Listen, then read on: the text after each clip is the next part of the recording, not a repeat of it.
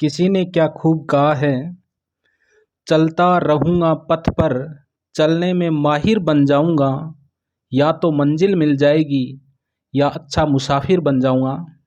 तो नमस्कार दोस्तों, ये राजस्थान अध्ययन कक्षा 7 से संबंधित वीडियो है जो NCERT सुपरफास्ट रिवीजन के अंतर्गत देख रहे हैं हम, जो रीट के लिए बहुत ही महत्वपूर्ण रहने वाला है, क्योंकि राजस्थान अध्ययन से संबंधित क्वेश्चन जो उठाए जाएंगे रीट में, तो कक्षा 6 से जो कक्षा 10th तक राजस्थान अध्ययन की पुस्तकें लगती हैं, वो बहुत ही शानदार तरीके से उसमें राजस्थान अध्ययन से संबंधित मैटर दिया हुआ है।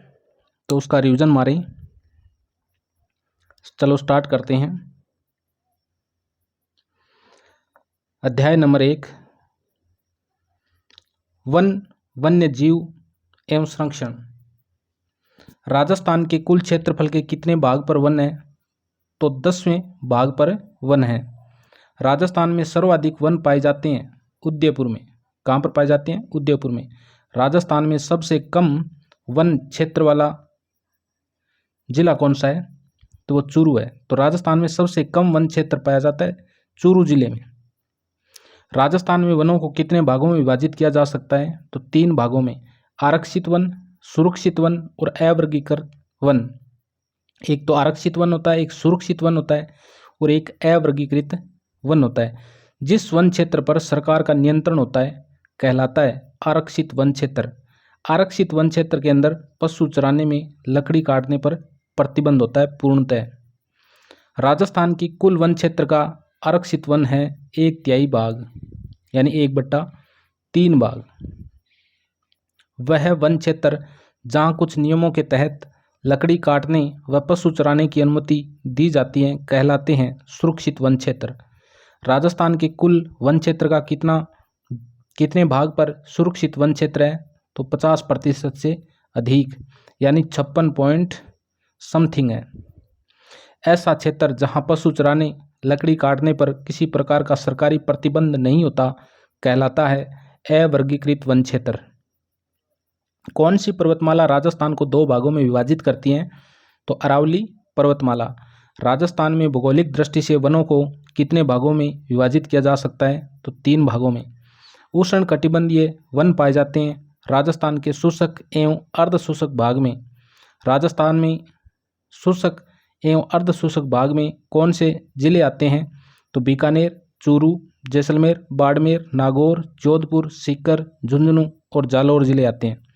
राजस्थान के शुष्क एवं अर्ध शुष्क भाग में कौन से वन पाए जाते हैं? वृक्ष पाए जाते हैं। तो रोहिड़ा, खेजड़ी,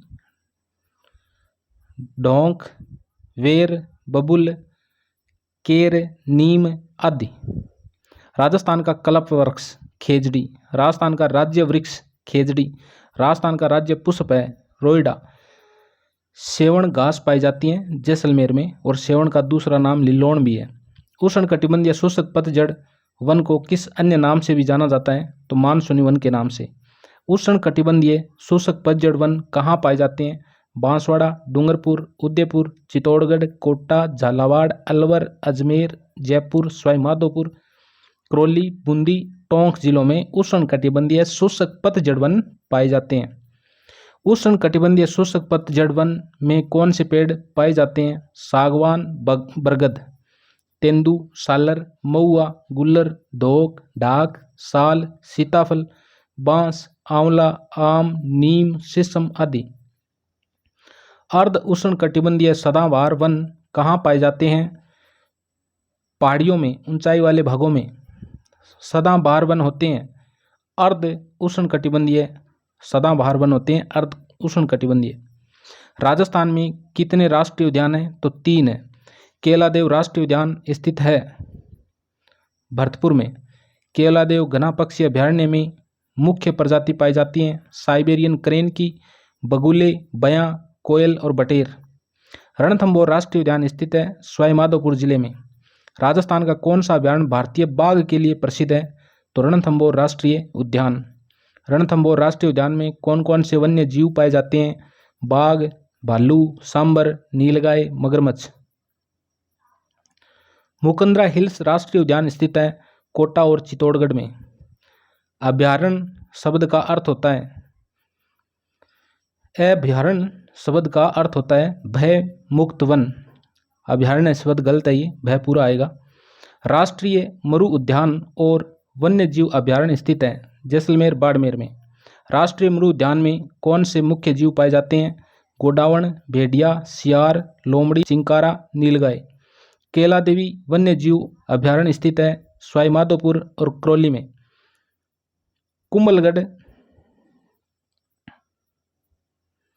केला देव नहीं है, ये केला देवी वन्य जीव अभयारण्य है जो सवाईमाधोपुर और करौली में फैला हुआ है, और केवला देव तो भरतपुर में है। कुंभलगढ़ वन्य जीव अभयारण्य स्थित है राजसमंद, पाली और उदयपुर में। फुलवारी की नाल वन्य जीव अभयारण्य स्थित है उदयपुर में। सरिस्का वन्य जीव अभयारण्य स्थित है अलवर में। टोडगढ़ ड्रावली वन्य जीव अभयारण्य स्थित है राजसमंद, अजमेर और पाली जिलों में फैला हुआ है। सीता माता वन्य जीव अभयारण्य स्थित है प्रतापगढ़, चित्तौड़गढ़, उदयपुर में। माउंट आबू वन्य जीव अभयारण्य स्थित है सिरोही में। माउंट आबू वन्य जीव अभयारण्य में मुख्य रूप से पाया जाता है जंगली मुर्गा। रामगढ़ विषधारी वन्य जीव अभयारण्य स्थित है बूंदी में। जमुआ रामगढ़ वन्य जीव अभयारण्य स्थित है जयपुर में। राष्ट्रीय चंबल घड़ियाल वन्य जीव अभयारण्य स्थित है कोटा, सवाईमाधोपुर, करौली, धौलपुर में। जवाहर सागर अभयारण्य स्थित है कोटा, बूंदी, चित्तौड़गढ़ में। बंद बारेठा वन्य जीव अभयारण्य स्थित है भरतपुर में। भैंसरोडगढ़ वन्य जीव अभयारण्य स्थित है चित्तौड़गढ़ में। सवाई मानसिंह वन्य जीव अभयारण्य कहाँ स्थित है? तो सवाई माधोपुर में स्थित है। कितना बढ़िया कंटेंट दिया हुआ है कक्षा 6 से 10th की जो राजस्थान अध्ययन की पुस्तकें हैं, तो एक बार रिवीजन आपको मारना चाहिए, बहुत ही शानदार है रीड की दृष्टि से। और दोस्तों वीडियो को लाइक, शेयर, सब्सक्राइब करें। वन विहार वन्य जीव अभयारण्य केसरबाग वन्य जीव अभयारण्य कहाँ स्थित है? तो धौलपुर में। जैसमंद वन्य जीव अभयारण्य और सज्जनगढ़ वन्य जीव अभयारण्य स्थित है उदयपुर में। नाहरगढ़ वन्य जीव अभयारण्य स्थित है जयपुर में। शेरगढ़ वन्य जीव अभयारण्य स्थित है तो बारां में।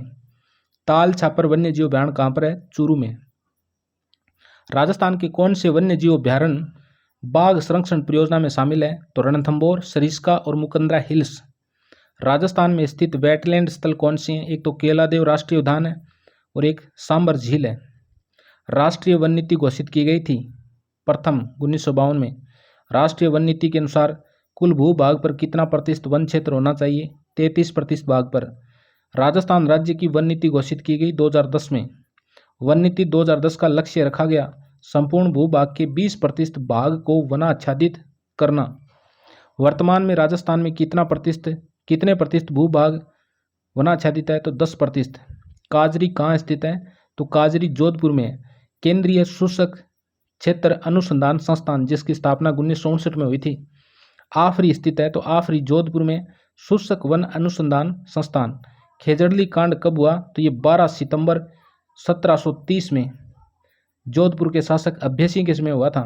अमृता देवी बिश्नोई के नेतृत्व में कितने स्त्री पुरुषों ने पेड़ों को बचाने के लिए अपने प्राणों का बलिदान कर दिया था? 363 स्त्री पुरुषों ने। विश्व का एकमात्र वृक्ष मेला कब बढ़ता है?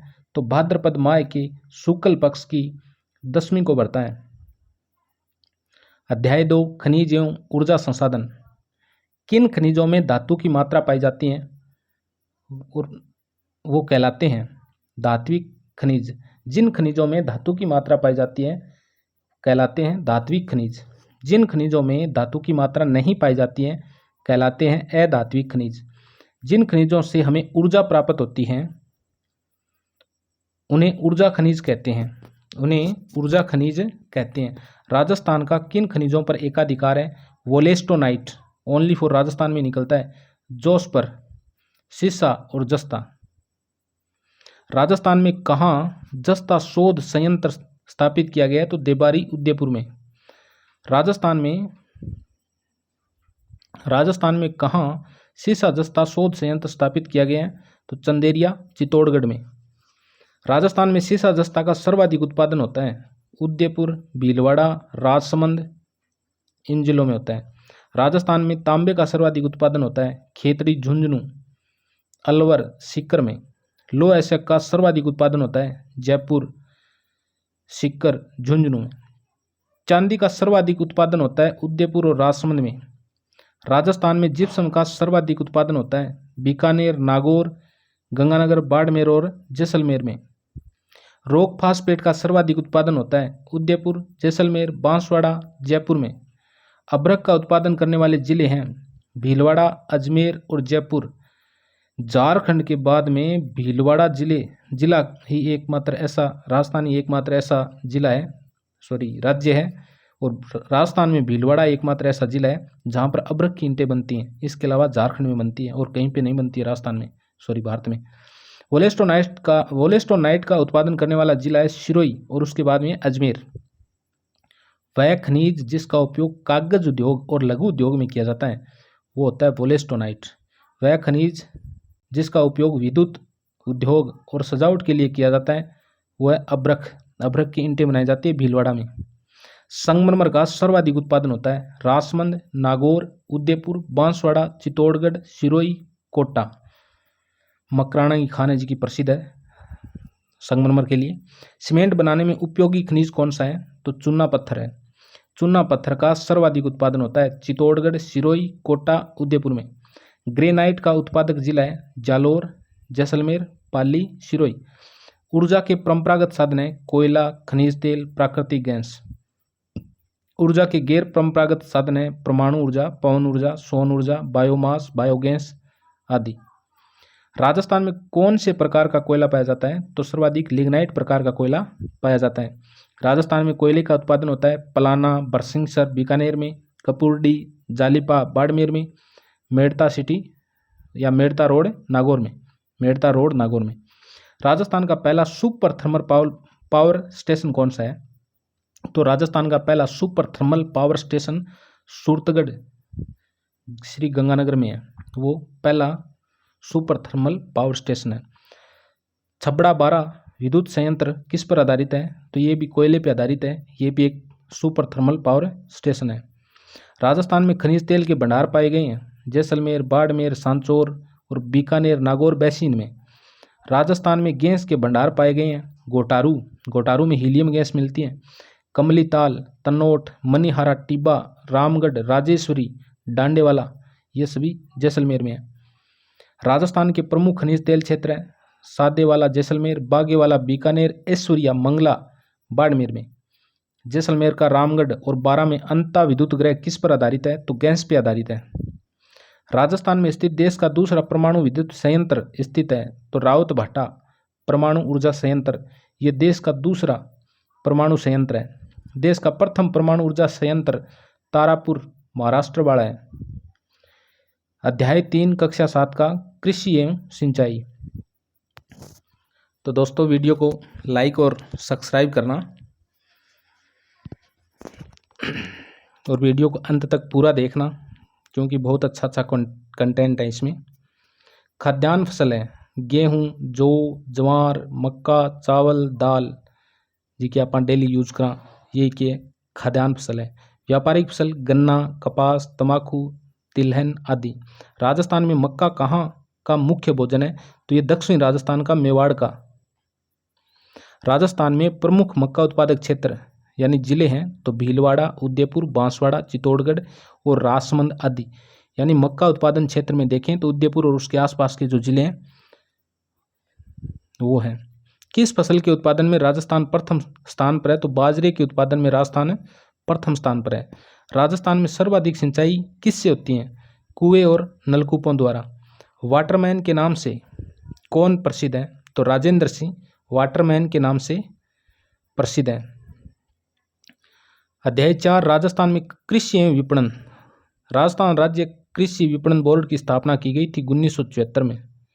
राजस्थान में जीरे की सर्वाधिक प्रसिद्ध मंडी कौन सी है? तो जोधपुर की मंडी है वो जीरे के लिए प्रसिद्ध है। राजस्थान में धनिया, मेथी के लिए प्रसिद्ध मंडी कौन सी है? तो रामगंज मंडी कोटा है। सरकार किसानों से अनाज किस मूल्य पर खरीदती है? तो न्यूनतम समर्थन मूल्य पर खरीदती है। तो इन लेसन्स में, इन अध्यायों में बहुत ही कम क्वेश्चन बन रहे हैं 4, 5, 6 में। राजस्थान में व्यापार। राजस्थान में प्रथम सूती वस्त्र की मिल कौन सी है? तो द कृष्णा मिल लिमिटेड जो ब्यावर में लगी थी। द कृष्णा मिल लिमिटेड की स्थापना कब और कहाँ की गई? तो ब्यावर में 1889 में की गई। और किसके द्वारा की गई? तो सेठ दामोदर दास के द्वारा की गई। वस्त्र नगरी के नाम से जाना जाता है भीलवाड़ा। राजस्थान का सूती वस्त्र के बाद दूसरा कृषि आधारित सबसे बड़ा उद्योग है चीनी उद्योग। कृषि व्यवसाय एवं कृषि निर्यात प्रोत्साहन नीति का निर्माण किया गया 2019 में। तो वस्त्र नगरी के नाम से जाना जाता है भीलवाड़ा को, और टेक्सटाइल नगरी के नाम से जाना जाता है भीलवाड़ा को, और राजस्थान का मैनचेस्टर कहा जाता है भीलवाड़ा को। राजस्थान के प्रमुख राजवंश। पृथ्वीराज चौहान का शासनकाल था। पृथ्वीराज चौहान का शासनकाल था 1177 से 1192 ईस्वी तक। पृथ्वीराज चौहान के माता पिता का नाम था, माता थी कर्पूरी देवी और पिता थे सोमेश्वर। पृथ्वीराज चौहान शासक बनते ही सर्वप्रथम किस पर ध्यान दिया? आंतरिक स्थिति पर, राज्य की आंतरिक स्थिति पर ध्यान दिया। पृथ्वीराज चौहान कितनी भाषाओं के जानकार थे? तो पृथ्वीराज चौहान 6 भाषाओं के जानकार थे।